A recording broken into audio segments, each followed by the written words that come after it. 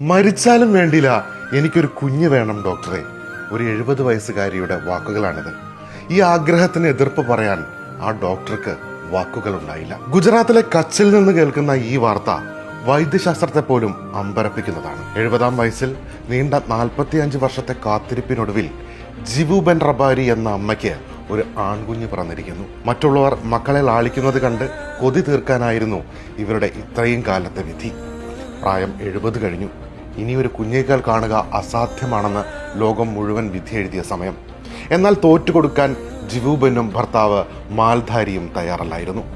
അവസാന പ്രതീക്ഷയുമായി അവർ ഡോക്ടറുടെ അടുത്തെത്തി. ഈ പ്രായത്തിൽ ഗർഭധാരണം ജീവന് തന്നെ ഭീഷണിയാണ്, വേണ്ടി വന്നാൽ മരണം വരെ സംഭവിക്കാം. ഡോക്ടർ നരേഷ് ഭാനുശാലി സ്നേഹത്തോടെ ഈ ആഗ്രഹത്തെ വിലക്കിയിരുന്നു. പക്ഷേ ആ അമ്മയുടെ മറുപടി ഡോക്ടറുടെ കണ്ണ് നനയിച്ചു. മരിച്ചാലും വേണ്ടില്ല, എനിക്കൊരു കുഞ്ഞ് വേണം, ഞാൻ സന്തോഷത്തോടെ മരിച്ചോളാം എന്നായിരുന്നു അവരുടെ വാക്കുകളും വാശിയും. ആ ദൃഢനിശ്ചയത്തിന് മുന്നിൽ ഒടുവിൽ ദൈവവും ശാസ്ത്രവും വരെ തോറ്റുപോയി.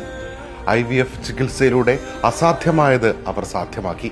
ആ അമ്മയുടെയും അച്ഛൻ്റെയും കണ്ണീരും പ്രാർത്ഥനയ്ക്കും ദൈവം നൽകിയ ഉത്തരമാണ് ഇപ്പോൾ അവരുടെ കയ്യിലിരിക്കുന്ന ആ പിഞ്ചു പൈതൽ.